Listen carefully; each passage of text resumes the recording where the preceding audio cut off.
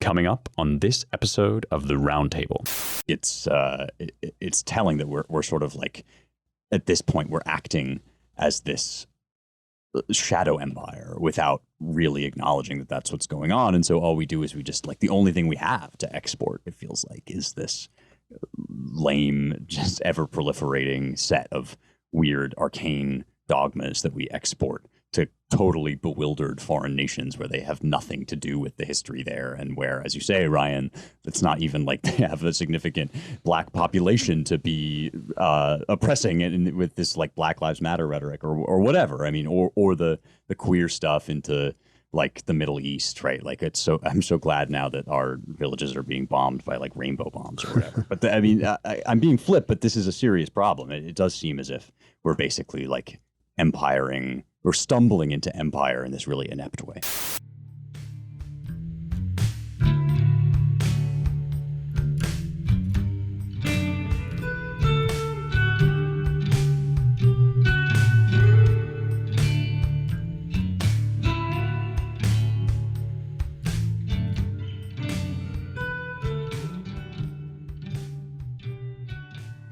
Welcome, everyone, to the Roundtable, the American Minds Editors and Publishers podcast here at the Claremont Institute. I am your host, Ryan Williams, back in the saddle after a couple of weeks off. Thank you, Spencer.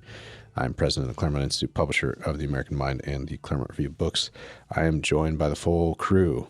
James Pullis, executive editor of the American Mind, Spencer Clavin, features editor of the American Mind and associate editor of the Claremont Review books, Matthew Peterson, founding editor of the American Mind, and Seth Barron, managing editor of the American Mind.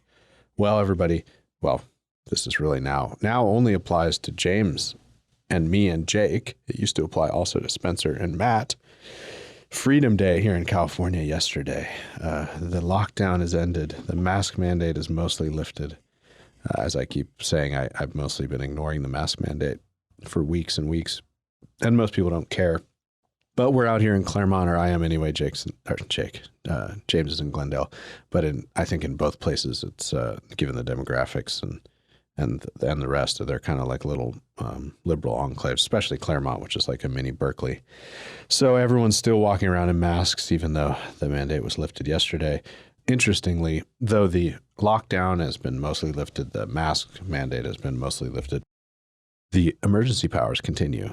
The interesting question that thoughtful citizens ought to think about and keep track of is, how long will these emergency powers persist? My prediction is that as long as the Democratic governors find them useful, they will, and even some Republican governors.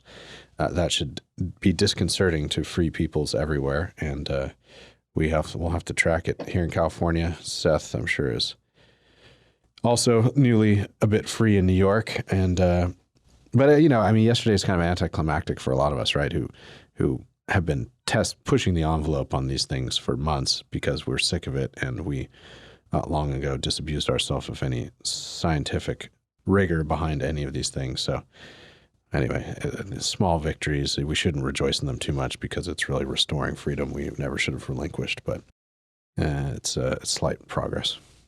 Yeah, no one gets any credit from me for taking away restrictions that were completely unlawful to begin with in the natural sense of the law. I mean, I do find it was James who brought, I think, to our attention the continuation of the emergency powers, and it's extremely telling, if somewhat predictable. There needs to be a new like German word, by the way, as a side note, for things that you totally expected but that are still shocking. And I want to give credit to Charles Kessler, the editor of CRB, who called this long ago and pointed out to me on the Claremont Review of Books podcast that the Emergency Powers Defense Act of 1939 was passed, obviously, in response to the Molotov-Ribbentrop Pact, the Nazi-Soviet Pact, and gave the king power to make provision for the apprehension, trial, and punishment of persons, the taking of possession or control on behalf of His Majesty or any property, or undertaking the acquisition on behalf of His Majesty of any property other than land, so on and so forth, right? All because of this genuine world crisis. Unlike COVID, this was World War II. The last of these was repealed in, I believe it was, 1964. And Charles pointed this out by way of illustrating to me that this is a classic dynamic, that you get something even that genuinely does merit extraordinary action, and once they've got it, they just do not let it go. I also think there's something to be said for, like, parallel to this, not the legal but the sort of spiritual endurance of these regulations and what they've done to the psyches of so many people. You get reports of people in gyms still wearing masks because they, just I don't know actually why, and there may be no why. But Angelo Codevilla did point this out in his long essay for us about COVID at the American Mind, that a big part of this was a kind of psychological acculturation, the way that you grind people's souls down into this knee-jerk default position of fear. And that part of it is the most dispiriting to me. I mean, the legal stuff is obviously atrocious. It's kind of to be expected. But looking around at one's fellow countrymen and seeing them so demoralized that they can't get their heads out of, that they're obeying even without the demands of despots like Gavin Newsom, that part kind of breaks my heart, I have to say. I have a slightly counterintuitive, I guess, take on the whole Newsom experience in California. It seems like not a coincidence to me somehow that Florida and California have sort of the most masculine and confident governors in the country. I think that Newsom was totally comfortable projecting like masculinity and confidence from the beginning, even to a point where he ruffled some feathers on the left. And that he was totally confident referring to California as a nation state, not just as a metaphor. This is, there's a sort of ongoing discussion on the internet as to whether there's any likelihood that some kind of strongman or king-like figure might end up seizing power in the United States at some point.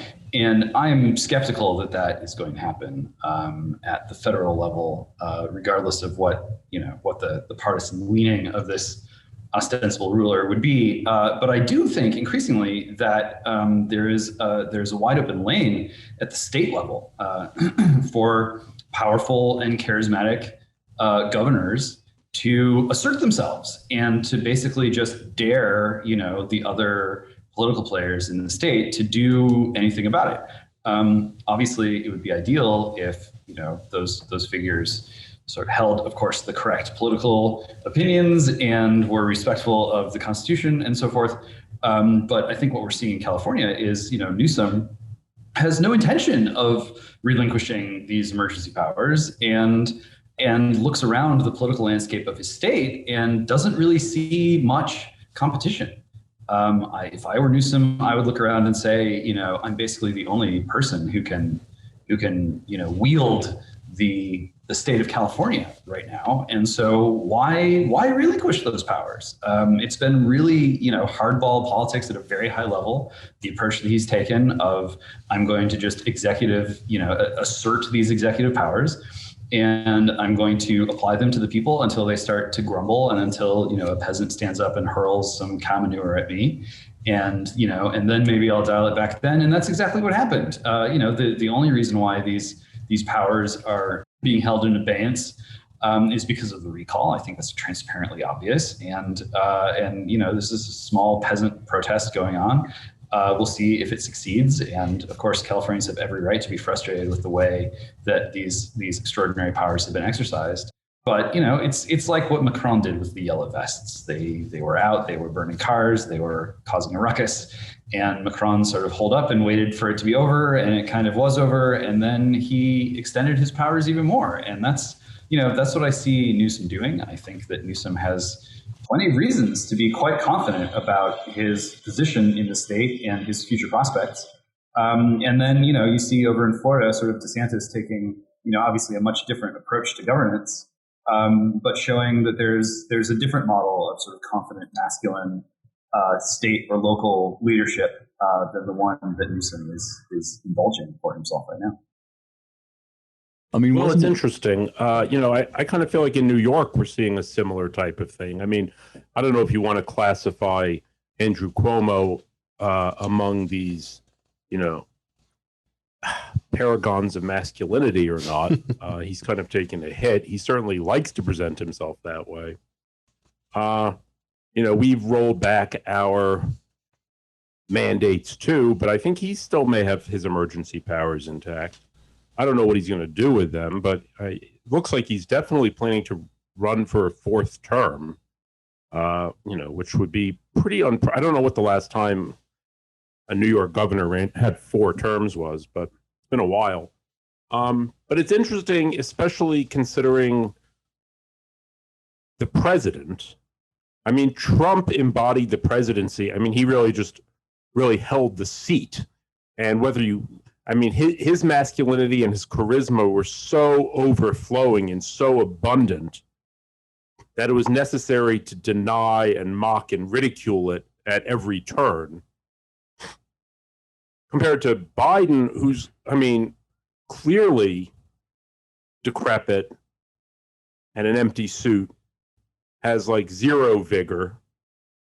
And thus it can't even be mentioned how weak he is, much less laughed at. I guess that's sort of a different topic, but it's interesting to think about this this charisma vacuum and who rushes in to fill it. I think it was Matt a while back who compared Newsom to Dad. And there is a certain energy of that kind, I think. James, you're right, going on here. And there is like a vacuum. The charisma vacuum, Seth, is not just post-Trump, although absolutely, Trump was the bull in the china shop, the whatever you want to say, who was willing to assert himself in this otherwise kind of delicate and emaciated polity. But it's also, I think, a charisma vacuum in the public. A lot of this stuff sometimes when people are talking about the police and the relationship of the police to minority communities and things obviously I come at that from a very different set of political assumptions than somebody the author of the new Jim Crow.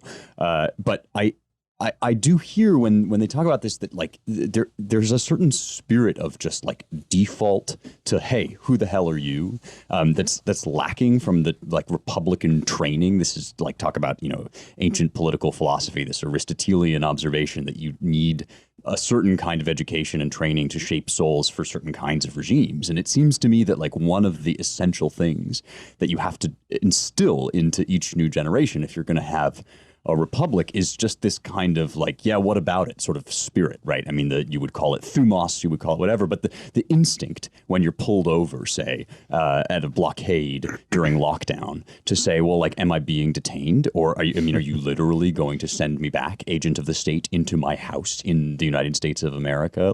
That instinct is really kind of not there in people. And so when James, when you talk about peasant revolts, it feels to me there's way not enough of that. There was a great moment with the woman who runs Pineapple Hill Saloon, Angela Marsden in LA, who saw a film set being erected, or a film setup being erected outside of her saloon that had just been closed down, and she made this viral video and she staged this protest, and all of that stuff did break out over time. But it's true, that should just be the going concern, right? This is back when John Adams was writing to the Abbé de Mably about what was it that won the revolution for us. It was well, every man in the township has to report and show his arms, there's show his weaponry. There is this responsibility in a republic for people to sort of train themselves and their children in this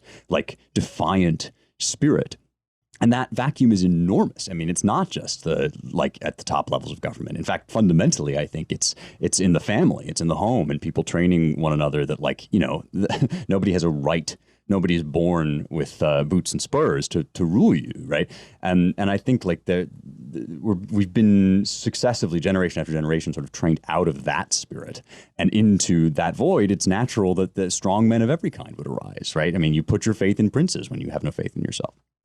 Well, that's certainly true, and I don't want to diminish the truth of that characterization by what I'm about to say, which is as salutary and useful as it is to have a populace that is willing and able to rise up in protest to seeking redress for their grievances against elites who oftentimes act as if they live on another planet. Nevertheless, in California, despite Newsom's towering stature relative to the other players, I think there is still actually quite a lot of opportunity on the table politically and even economically speaking. And that if California enjoyed the benefit of a state Republican Party that was thinking seriously about the major strategic dynamics of the political economy in the state, they would be thinking about what sectors of life could be reclaimed from this flabby blob-like entity that Newsom is standing atop. Newsom isn't controlling all of California. He's not reinvigorating all of California. He's simply unchallenged for now on top of this gigantic heap. And so, as much as I would encourage Californians to make their voices heard and to take some political agency and wield it. Institutionally, I think there's a major opportunity, and I know that Matt is a little bit more pessimistic about this than I'm becoming. A major opportunity for Californians of an aligned mindset to really organize in a way that goes beyond just signing petitions, and starting to lay claim to their own communities, their own counties, their own regions of the state, and flexing some political muscle of their own. No one who's at a lower level than Gavin Newsom himself seems prepared to really challenge a serious concerted action like that. Well, call me skeptical, but certainly the opportunity is there, and the recall is one of the most underappreciated aspects of politics in the last year. The fact that recall got off the ground after being suppressed by the press and everything else is just unbelievable, and a good sign that all is not well and people are willing to take some kind of action. I guess one thing I'd caution about here is that these emergency powers, this is a serious deal. And even in a state like Texas, where, I haven't been wearing a mask in quite a while, it was hilarious to see Gavin's please clap moment. I wanted people to praise him for a job well done in his tweet. And now, we take the masks off and everything's great. Of course, a lot of the rest of the country is sort of laughing.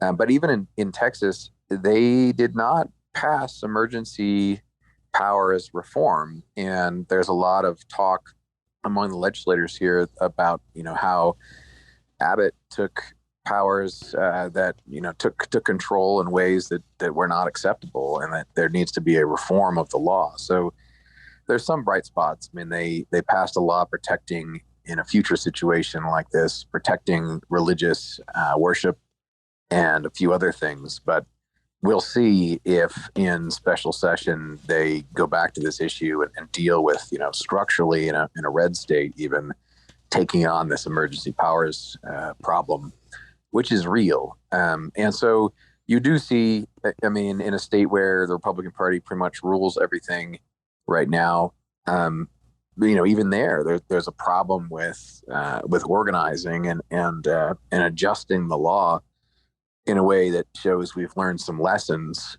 from what the pandemic taught us for real. And so we'll see what happens here. In general, it's just this distinction that you made, James, I think is really interesting. It's not just about condemning the leaders who obviously have these problems. It's that they're in charge of institutions that don't work. So people don't trust the institutions, and then they're not going to trust the leader in charge of it unless they see that leader actively fighting to reform the institution. And that's kind of a nonpartisan point too, by the way. So when you see someone who really is in charge of a flabby organization, it almost doesn't matter if they're, strong, have some semblance of manly virtue and seem like they possess some kind of strength or discipline. Because if they're not working to reform something that's broken and that everyone acknowledges is broken, they are in effect weak. I was talking with Spencer about this earlier about the G7. I mean, it's not just the leaders are bad, it's that no one trusts the institutions they run. They're like broken machines or the wrong kind of machine for the time. I mean, this is, I think, one of the lessons of the last year. It's that it's not only that governors took tyrannical action, it's that this system, if this was more serious, doesn't work very well, and it's kind of the worst of all possible worlds. So I'm very curious to see what America does in red states and blue states afterwards.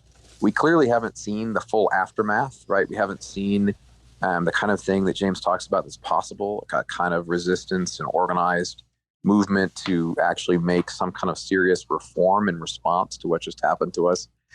You see some signs of it, but in red states and blue states, it's still unclear what the shakeout is, and the ultimate shakeout is really going to be over the next year or two. This is a long-term working out of shuffling of the deck in American politics. Yeah, the question of manliness or not, and the G7 that you brought up, Matt, gives us a nice segue to a topic that we wanted to discuss, which is Putin-Biden. I know you and Spencer, the recording will come out later, of course, but you and Spencer talked about, as you just mentioned, the G7. I was struck, and I'm sure you guys discussed this, by the kind of, there was a lot of internet traffic and meme traffic about this on Twitter of, that picture of all of them standing up on what looks like a lame version of a kind of Olympic stage, standing socially distanced. Then the video footage of all of them, Boris Johnson and Angela and Biden, or touching elbows, nobody shaking hands, while everyone knows they're all fully vaccinated and have been for the better part of 6 months, all of them. And the contrast, of course, a quick aside, I thought it was hilarious. Spencer tweeted that were they in Cornwall, Spencer? That's where they were. They right? were. They were in the most beautiful. Anyway, you said it was impossible to make, the sort of English seaside look ugly, but with that weird plinth-like thing that they were standing on, and their sort of awkward social distancing, it looked like some weird stage play for a formerly great civilization now in parody. And it was like the drab, it was like a SpongeBob SquarePants parody of a drab beach that nobody would want to go to. It was amazing. And then the contrast is the individual interviews, well, not interview, but conversation between Biden and Putin, in which Putin is manspreading, has his hand close to his crotch with his patented smirk, and Biden is cross-legged and looking kind of goofy in his old man way. The contrasts of leadership here are striking, just at a visual level. I mean, we don't have any great brief for Putin's statesmanship, but he's a savvy political operator, to say the least. And then finally, I'll just note, which a lot of our astute listenership, I'm sure, took note of and interest in, which is that Putin and his surrogates have very savvily brought a spotlight onto the fact that while the West, in a sort of preening way, likes to denounce Putin or Xi for violations of human rights or the detainment of dissidents, Putin and his surrogates gleefully brought up the notion of, I don't know. Talk about dissidents. The treatment of the political prisoners from the January 6th attack that we read about is very troubling. It's unfortunate that the United States has descended to these tactics of jailing them for prolonged periods and holding them in solitary confinement. These are very troubling rumors that we hear. Turning the rights, or not the right, but the U.S.'s sort of tried and true cultural revolution playbook back on the United States, or color revolution playbook, I should say, back on the United States, denouncing our treatment of dissident political figures was pretty clever and cannot do, but really can only just conjure in us a kind of mordant laugh at the current state of Western diplomacy and the current sorry state of American domestic politics, which is, at one of the low points in our history.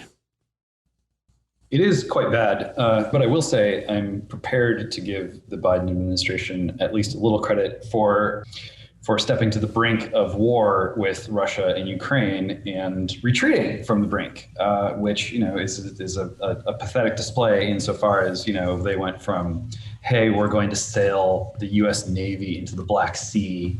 And then Russia sort of like shrugged and massed 250,000 troops on the Ukraine border, and suddenly, the U.S. blinked. That's not the way you want to see your country try to exercise a foreign policy. But when Biden is up there sort of spluttering about how strategic stability is good with Russia, well, yes, it would be nice if we found a way to prevent ourselves and the Russians from stumbling into, some abortive attempt at a color revolution in Russia or some other ill-considered scheme. But the context here is that it's yet another administration trying to hit the reset button with Russia. Russia never takes any of this stuff particularly seriously. They were burned quite badly by the U.S. and by the financial establishment in the U.S. Right after the fall of the USSR, and plunged their country into chaos. Putin had the advantage of not having really any real competition for power. He had other problems. So that's obviously been helpful to him in continuing to maintain a sort of grand strategy over time. But you look at what this administration is doing. They're infuriating the Russia hawks who just can't understand how it is that Biden seems to be letting this policy drift away from where they wanted it to go. But right now there's a world conflict going on, sort of information war. We got infrastructure blowing up randomly in major countries around the world. Shipping things. I mean, Suez. It's a long list, and the American people do not really, are not being granted the privilege of finding out what this administration is doing and what it intends to do in terms of, navigating the big geopolitical shifts that are going on and the conflict and competition that involves not just Russia but China and the EU. Ask the person on the street, what America's grand strategy is, what is America's role in the world going to be under the Biden administration? And, you'll get shrugs, you'll get laughs, you'll get crossed eyes. I mean, even people who are diehard Biden supporters at this point are kind of going who's on first? Well, it sort of goes back. I mean, I still think it's weird that they blamed Trump for being Putin, weak with Putin. He was Putin's puppet. Yet it was under Obama that, Russia took over Crimea and nobody said or did anything, really. I mean, maybe they imposed some sanctions, but there was certainly no, major red line crossed there. But what I think is funny about, Blinken, I guess last week or so, made some statement about, America is so consumed with concern for human rights worldwide, but at the same time, we have to acknowledge our own mistakes with, Black Americans and how we have failed our own, but essentially this idea that the U.S. really is the standard bearer for human rights worldwide. All of that rhetoric. Now, I don't know if this is because Trump came in and kind of had his weird sort of muscular realism, but all of that rhetoric just sounds absurdly quaint and hollow. Does anybody in America really believe that America is the standard bearer of a rights-based global vision? It just seems so absurd. And Putin kind of makes that point very, wryly. We have these people who, took an unauthorized tour of the Capitol, and now they're, essentially, are they being held at anything that's better than Guantanamo standards? It happens to be on shore. But, other than that, it seems pretty much the same type of, I mean, they've essentially been disappeared as far as I can tell. Yeah, well, I mean, this was kind of this version of, America as leader of the world was always kind of an imposture, I feel. Like the rhetoric of America is a rights-based regime was not an imposture from the beginning. That's our, founding ideal. But the rhetoric of like, we're gonna go around and show the world how it's done, like that was always, I feel like, kind of hollow. Like in the Bush years, it was hollow because it was based on like total naivete and globalist ignorance about like how cultures work and love of one's own and like what real prudence looks like in international affairs. Like I guess to me, if there's a kind of grimly salutary takeaway from all of this, it's just that precisely as James indicates, right? If you go out and ask the man on the street, right, what do these people stand for? What do they do? Like nobody is going to say, well, oh, these are the paragons of virtue that we rely upon to point us the way forward in the digital age. Like the obviousness of it, the artifice of it, which I think is itself a product of digital technology, at least in large part, that we can now see behind the scenes of so many of these ridiculous staged photo ops. We don't just get the, leaders arrayed in that one picture on the cover of a newspaper. We don't just get whatever 90 minutes of televised press conference, but we also get the memes and the gaffes and the behind the scenes and the, like, not in this case in particular, but the cell phone video, right, in other cases that shows you what kind of midgets these people are. I think like it's healthy, at least for us, to realize that, for as many people as possible to understand that this is a psyop, a facade, a clown world, whatever you want to call it. And then, talk about like manly self-assertion in that context, in the context where it's all the sort of rhetoric is this kind of Thrasimikian game where you just try to one up the other person by pretending that like you're more virtuous than he is on the world stage. Like Putin's beating Biden thoroughly at that game, and it all becomes this sort of game of self-assertion and confidence and braggadocio. And from that one picture of the two of them sitting next to each other, it's obvious who's got more of that. So it's not the world that one wants to live in, but at least we know what world it is. Yeah, and the thing about Putin especially, it just stands out, is that regardless of everything else, he seems exceptionally competent. Competent at what? Competent at governing, yes, for his own interests, but certainly in some way for the interests of his country and his countrymen. And these other people from Western nations do not appear competent to many of us. And Biden is a special example. And so you see Putin, just running circles around everyone, and his quips are, dare I say it, they're pretty damn good. I mean, dissidents, let's talk about January 6th. When's the last time you saw Joe Biden? I don't know. He has a good memory. He probably will remember.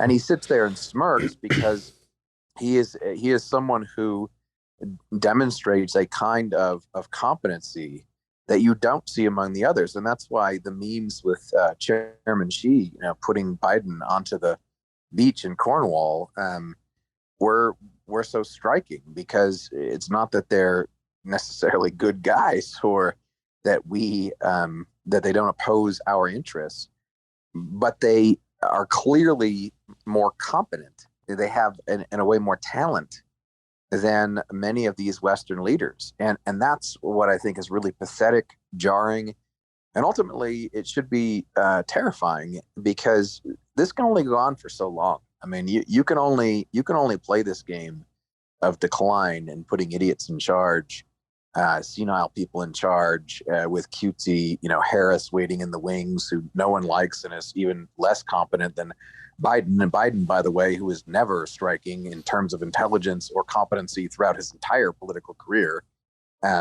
People were mocking him for just being another idiot senator back in the 80s. So if we want to keep doing this, you're going to break things eventually, and things are going to break down. And so I saw the whole thing as worrisome. I mean, there is a kind of natural flow to these things. I mean, countries are not just about one person, and institutions on a world stage naturally sort of seek their interests. But we can't keep doing this. This is not going to last. Yeah, I would just commend everyone's attention on broadly this topic. So Spencer and I talked today on something that will come out later, of course, on the Tell Me What You Really Think about the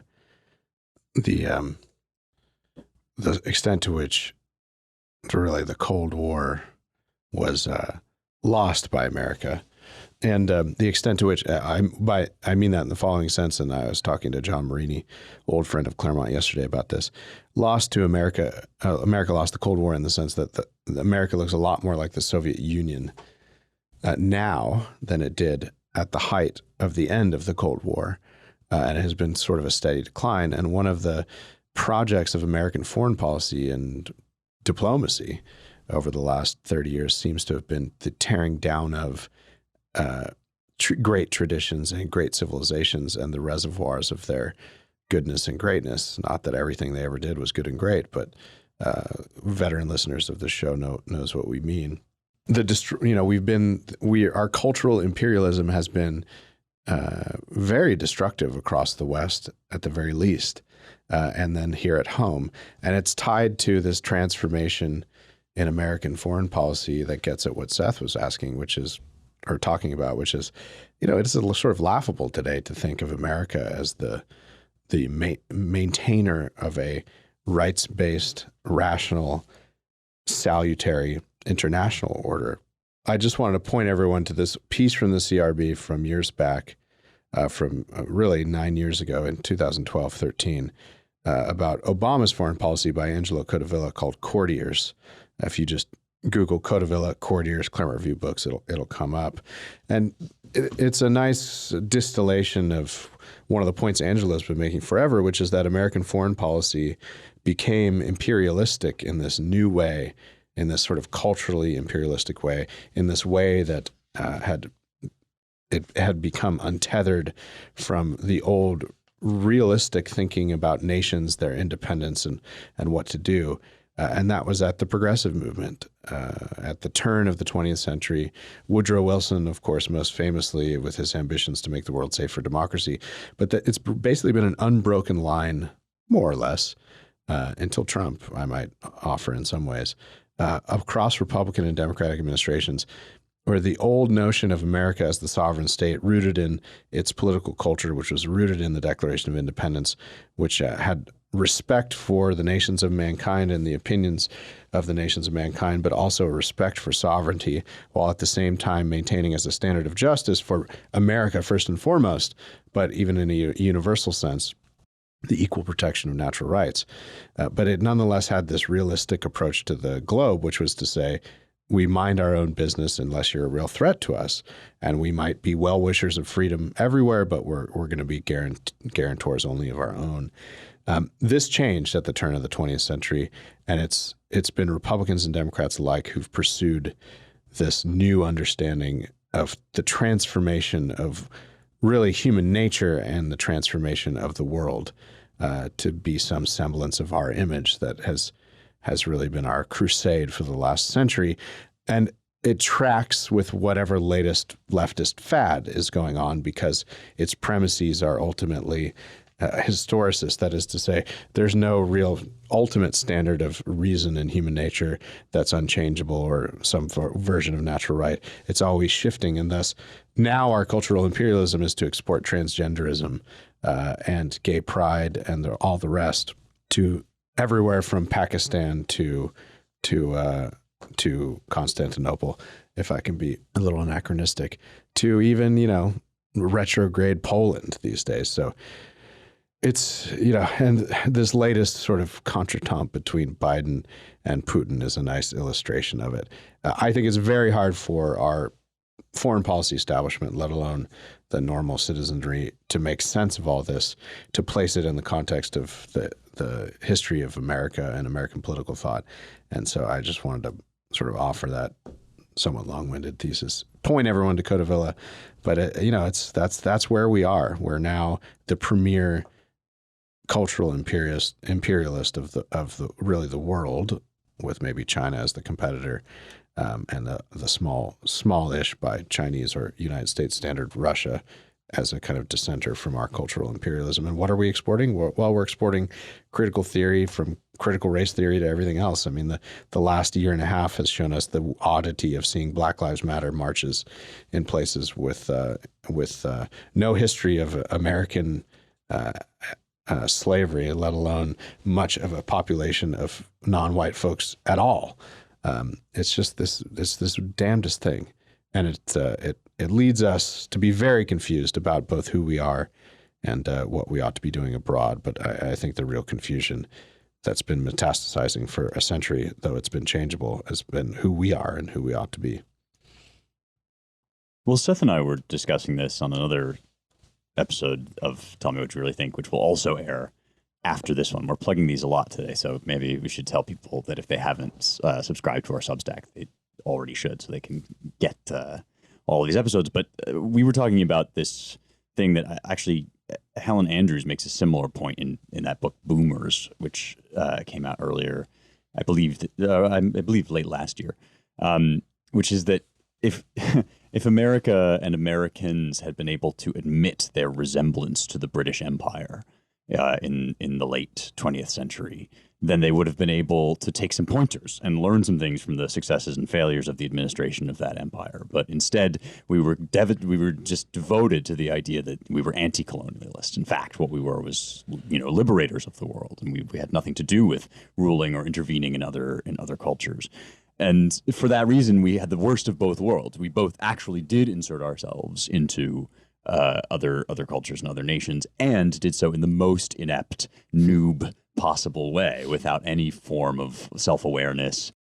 It's telling that we're sort of like, at this point, we're acting as this shadow empire without really acknowledging that that's what's going on. And so all we do is we just, like, the only thing we have to export, it feels like, is this lame, just ever proliferating set of weird, arcane dogmas that we export to totally bewildered foreign nations where they have nothing to do with the history there, and where, as you say, Ryan, it's not even like they have a significant black population to be oppressing and with this like Black Lives Matter rhetoric or whatever. I mean, or the queer stuff into like the Middle East, right? Like I'm so glad now that our villages are being bombed by like rainbow bombs or whatever. But I'm being flip, but this is a serious problem. It does seem as if we're basically like empiring, we're stumbling into empire in this really inept way. I mean, I guess I wonder, what are we doing with this military? I mean, we spend more on our military than I guess the next 10 countries or maybe the rest of the world. I don't know. I haven't seen the latest data, but it's just weird. I mean, what's the point? I mean, I guess to keep the global system going, to protect the sea lanes, to make sure that the oil goes where we want it and that we have our hand on the lever. Isn't this all just sort of for the benefit of like Chinese supremacy? I just don't understand what we're doing. Yeah, a lot of it's inertia, I think. Another spicy Angelo Codevilla point, which I don't know if he's put it in print, but he certainly brings it up when he teaches at the fellowships, that is the summer Claremont fellowships, which is to say, in a way, the reason for being and the moral authority of NATO collapsed at the Suez crisis. So, I mean, he regards it as absurd, actually even more absurd than it seemed Trump and some of the folks around him did, that, we still had, thousands of troops in Germany and stationed, at the Fulda Gap and all the rest, given, in two respects at least, given the fact that, the sort of regional strategy and the strategic forces of Russia means that the sort of eastern edge of Europe, we would probably lose, which the RAND Corporation has a real conflict with Russia, which the RAND Corporation has gamed out, let alone the fact that, the reason for NATO is just so stale at this point, and the strategic landscape has been completely transformed even before the rise of a China at its current clip. So, yeah, it's it's, path dependency coupled with corrupt defense contracting, coupled with this 100-year project of transforming the world, and lots of confusion in between. I think that would be my quick and ready answer to your question, Seth. And it means that we're wasting a lot of money, and we're not very clear about what we ought to be doing and why.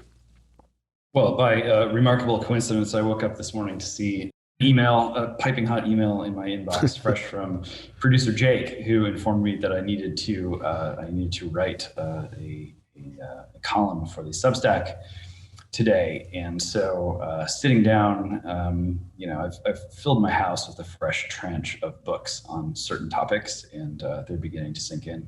So what went up today at the American Mind set at the Substack is my look at this question. And so, I think what the biggest revelation for the American people, regardless of their political persuasion during the Trump years, was the true identity of Trump's ultimate antagonist. And that antagonist is the military industrial complex. It's, something that we nowadays are more inclined to call the security state or the surveillance state or the deep state. But, when you peel back the labels, what you see is that there is a military establishment in the United States that has sovereign capabilities.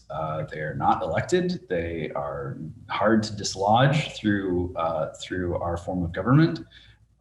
They straddle the public and private sector. They have become internationalized. The intelligence community is not strictly American only, and of all of Trump's enemies and adversaries, they were the one that really went to the mattresses the most and flexed the most sovereign power. And that was simply something that was revealed to people. And I think that now that the Trump era, or perhaps the first Trump era, depending on how you want to bet your Bitcoin, is over, Americans are beginning to confront the reality that we have a military technology establishment with unlimited access to resources, human and financial, and that they are pushing the development of technology for ostensibly for reasons of national security, to a point where our technology is at least threatening to become hostile to human life, just in virtue of what it is, how powerful it is, and the way that it works. We have an infinite number of digital machines that have created, a space in which humans cannot exist, cyberspace. And when 5G arrives, they're going to create a singularity of time as well as space, and all be able to talk to each other at once with zero latency. That these things have already happened, and there's no end in sight. There are no guardrails, no brakes. No one, who's been elected by the American people sort of standing in the way, going like, hey, perhaps we need to think about where this is going. And the American people, I think, have become accustomed to a world in which all of our technological innovation is generated by the military industrial complex. Just look at the connections between, the big Silicon Valley companies and the NSA and the Department of Defense. I mean, ARPANET is the origin of the internet, and that came straight out of DoD in collaboration with, they're the very best people in academia and in science. And, there once upon a time, there were reasons, clear, compelling reasons why the United States went down the path that Dwight Eisenhower then, so quickly thereafter warned us about. But we're hurtling down that path, and all of our technological innovation, more or less, now is a result or a knock-on effect from military research and development. I mean, David Goldman, Washington fellow of Claremont, has been very thorough in documenting the ways in which even things like cable television basically arose from military research and development, even if the original goal of those expenditures didn't come to fruition. They're always trying to build new weapons, and some of them never work out, never make much sense.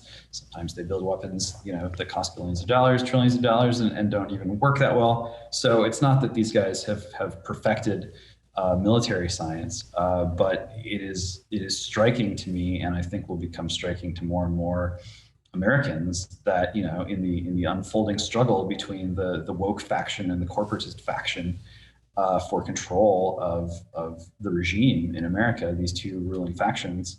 A lot of what is unfolding is ultimately, only makes sense as a conflict to see whether technologists, military technologists, continue to flex sovereign power and rule America without any kind of constraint, or whether it's going to be constraints imposed by wokies.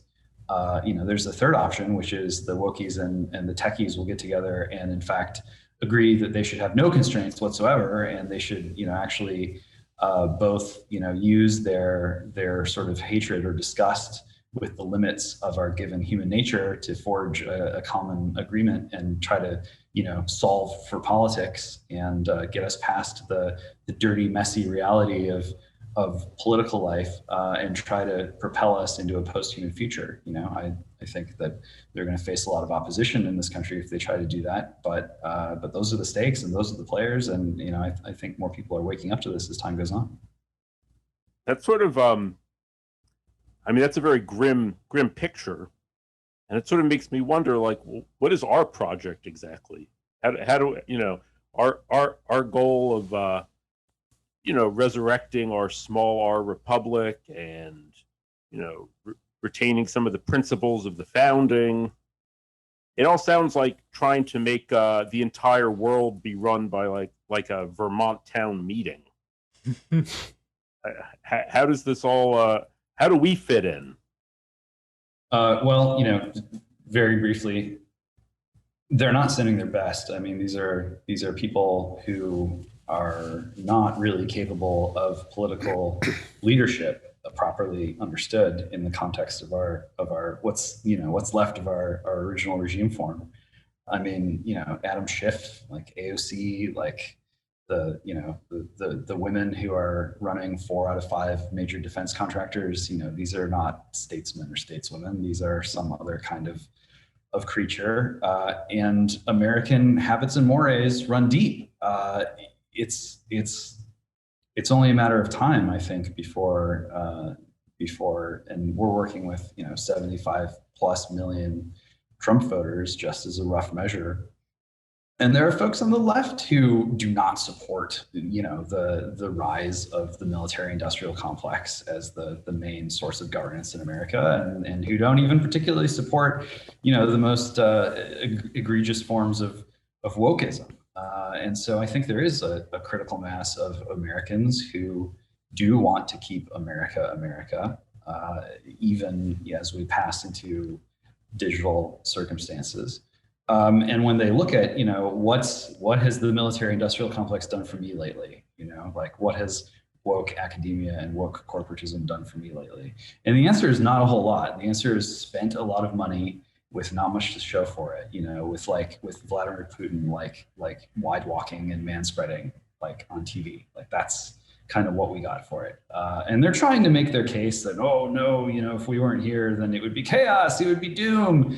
And I think more and more Americans are looking around going like, well, my personal situation and our social situation seems already to be increasingly indistinguishable from chaos and doom. And if you're in a country of 350+ million people who are fundamentally dissatisfied with the direction in which the leaders are taking them, that kind of situation historically will ultimately come to a head, and will come to a head probably before it's too late.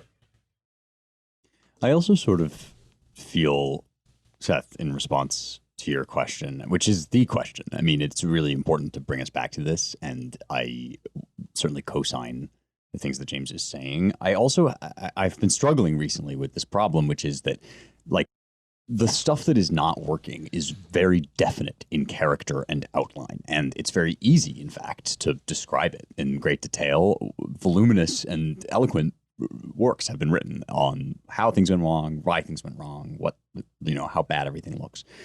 And the nature of the sort of revival movement, which I genuinely do believe is happening in part because of what James is saying. It's like when you tell people what this stuff is, what critical race theory is, when you actually like show them what's being taught to their children, they don't like it. Like the American spirit does remain, and there is just an inherent kind of small c constitutional aversion to this garbage. It seems as it is, it seems like a foreign import from an old world that is out of ideas, that is dying, all these things, right?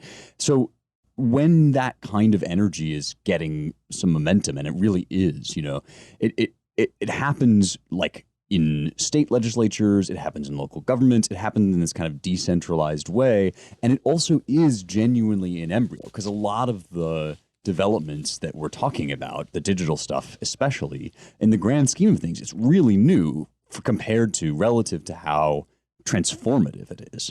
And so the stuff like last week when we were talking about Bitcoin, for example, I did feel like there were a lot of unanswered questions, right, about how that's going to be integrated into the financial system. But I also sort of felt like, all right, well, we're sort of figuring that out as we go along. And there is like a tremendous groundswell of, I would have to call it, populist energy, some of which is coalescing into interesting movements. I would say, like, obviously Florida is a nexus for a lot of this, and watching what's going on legislatively over there and seeing how these kind of populist movements can take shape in a more structured and political way. But a lot of it is, you know, to do with people reconsidering like their faith, reconsidering whether maybe they do believe in God or something. And that stuff is so amorphous and so nascent that it can be actually really hard to be like, what's the plan? But I also think that like looking at red states, what red state legislatures are doing, what Texas is doing, what Florida is doing, you can kind of see a plan start to emerge. It's just that it is,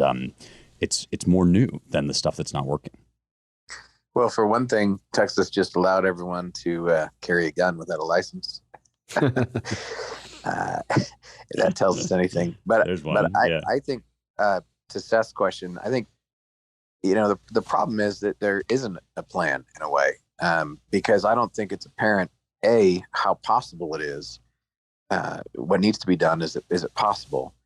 That's something we have to find out by trying. And then B, you know, what are we trying to do? Well, I think the realistic scenario, given what people like Angelo Codevilla and other wise men with gray hair have said, is that, look, we already passed the Rubicon in terms of the old republic. Like, we can't bring back the early Republic of America, but we certainly can have a sense of some political principles and traditions that are still here. And we can look at the scene, and what's needed, I think, is a kind of refounding or reframing of the system. And I think this is true not just here, but throughout the West. And the problem is populism is arising because people feel as if they're not really governing themselves, and they're not really in charge. And the system, the machine that's built, the structure doesn't work. And so, you know, that's a dangerous situation, because oftentimes that leads to it breaking down. But the question is whether we have the wherewithal to figure out how to retool this thing in a way that keeps it going. And in the midst of that, there's some, you know, real clear choices, paths that diverge, and that's kind of the political battle going on. But I think it's a fair question, because the question is, what does that refounding look like, right? What does that mean to basically alter the regime form in a way that's suited to the time? And that really is the question. And I think we should say, you know, the problem is it's awful easy to talk about, and people, you know, the easy answer is, well, we'll need a really strong leader who will just come in and set everything right. Well, yes, I mean, we'll need that even in America's history. Strong leaders come in and help refound or retool regimes, but you know, that can go in any direction. That's not there's no magic bullet here. And I really do think that there isn't a lot of good talk about what exactly this looks like. And part of that is just because it's radical to even talk about. But I do think that the right is starting to have that conversation even in public. And I don't think we should be afraid to. And let me also say that anyone who has an acute interest in this topic should go over to the American Mind and read Michael Anton's latest, really, I think, profound essay called "The Art of Spiritual War," which explains how when Machiavelli was confronted with the spectacle of, something that we could kind of describe as regime collapse or regime distress in Italy. And he was trying to figure out how to use the resources of philosophy to restore some kind of salutary political order. His prescription, which sort of kicked off the modern era of political philosophy and modern politics in the West, was for philosophy to reorient itself around basically two interrelated goals. One of which was to secure the best arms, and the other of which, as I think Adorno would much later say, deliver the goods to ordinary people. That represented a great lowering of philosophy's horizons in some ways, as Leo Strauss, documented. But ultimately, for Strauss, according to Mike, the solution that Machiavelli sought that inaugurated modern politics in the West was one born of necessity, and it was only as late as toward the end of Strauss's own life that, to his mind, that necessity had passed away historically, that Machiavellianism, in that sense, had won dramatically, and that now, in the absence of its initial foe, modern politics had shown itself to be, quite threadbare or vulnerable or prone to collapse on its own. So Mike's assessment of all this is, today we face a situation that in some ways is quite similar to Machiavelli's, but in another sense, the solution for us is kind of an obverse of the solution that Machiavelli sought. That we need to restore proper religious sensibilities to public life. And then, the other part, which I think, I'm trying to write something of my own on this, specifically on this subject that hopefully will appear later this summer, is restore control over, what Machiavelli called the best arms, to military technology that's come completely unglued from natural science and from the salutary guidelines of philosophy, rightly understood, to restore technological advancement to the people and free it from the harmful track that the military-industrial complex has put it on. And so, that essay, which, I was excited when I convinced Mike that it would be a good idea to write this, but I was more excited to read it when it was done, because I think it really sets the table for, people who spend most of their time thinking about politics, to sit down with people who spend most of their time thinking about technology, and to begin to see, the beginnings of an outline of how this question of technology and a Republican form of government are actually, two sides of the same coin, and that any path forward where we want to keep America going into this, this whirlpool of technology is going to involve both a restoration of religious faith and a restoration of human vitality by way of reclaiming a public or popular control over the pace and the purpose of technological development. Yeah, that's well put, James. But we should go out with that. I just want to plug Marini one more time, if we could put it in Marini-esque terms, and I'm going to ask him to maybe write this up in some fashion. But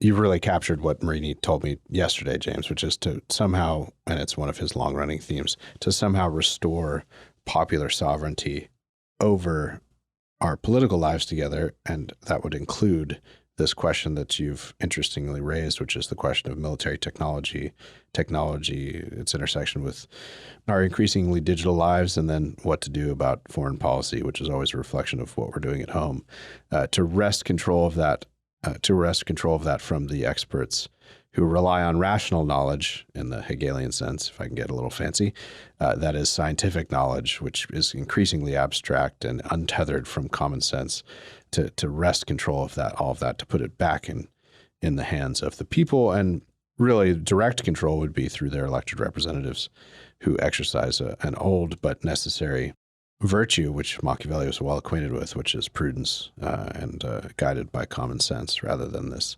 weird and sort of abstracted modern scientific notion of all these things, which seems to increasingly thrust us into a world that's anti-nature and anti-human. So we ended a little sophisticated there, folks. Thanks for bearing with us. For our deep cut listeners, it's going to be manna from heaven. And with that, we'd like to thank you for listening to the Roundtable. If you want to support our work, visit claremont.org/donate. If you want to learn more about all our projects and writing, visit our websites at americanmind.org, claremont.org, claremontreview.books.com, and our new Center for the American Way of Life at dc.claremont.org. Please rate us well, spread the word, help us continue to spread the word, share and subscribe at Apple Podcasts or wherever you get your podcasts. Thanks to Jake Gannon and Alyssa Lee, the production and engineering crew, and thank you to you all. Talk to you next week.